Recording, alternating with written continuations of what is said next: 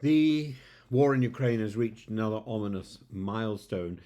In the early hours this morning, a Russian drone carrying a high explosive warhead struck the containment structure of the Chernobyl power plant, specifically the sarcophagus shielding reactor 4, the site of the 1986 disaster. And while the immediate radiation threat appears contained, monitors show no spikes in levels. The attack serves as a chilling reminder of Moscow's willingness to play with fire. President Zelenskyy has described it as a terrorist threat to the entire world. The site on Chernobyl is it's one of those great moments in the last 20 years, the last 30 years, that is etched in our collective memory. And you can also think of the TV drama recently, and this attack on Chernobyl is emblematic of a broader shift in the war. Zelenskyy has explicitly warned that Russia may be preparing for a war against NATO countries in 2025. And his statement comes as world leaders gather in Munich for crucial security talks, with the US Vice President J.D. Vance among them. And the timing of this latest attack is no coincidence. It's an effort to instill fear, to sow chaos, and most importantly, to test Western resolve. But that resolve is now in question.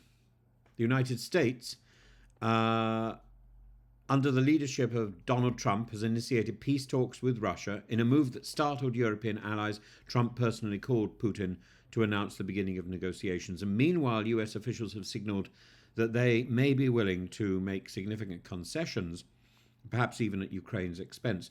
And while Vance insists that Washington is committed to Ukraine's sovereignty, Defense Secretary Pete Hegseth has already ruled out NATO's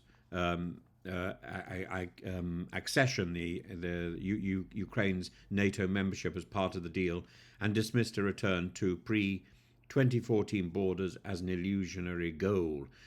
The composition of the negotiating team is telling. Russia has dispatched seasoned diplomats, including Foreign Intelligence Service Director Sergei Narishkin and Kremlin Foreign Policy Advisor Yuri Ushakov.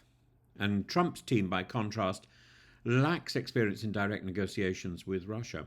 And this asymmetry should raise alarms, particularly given Moscow's history of manipulating weak-willed interlocutors. Yet the US position is not entirely coherent. J.D. Vance has hinted that American forces could still be sent to Ukraine should Russia refuse to negotiate, an assertion that stands in stark contrast to Hegseth's categorical refusal to consider troop deployment as part of any security guarantees. And this internal division signals a lack of strategic clarity in Washington, a dangerous prospect when facing an adversary as opportunistic as Putin.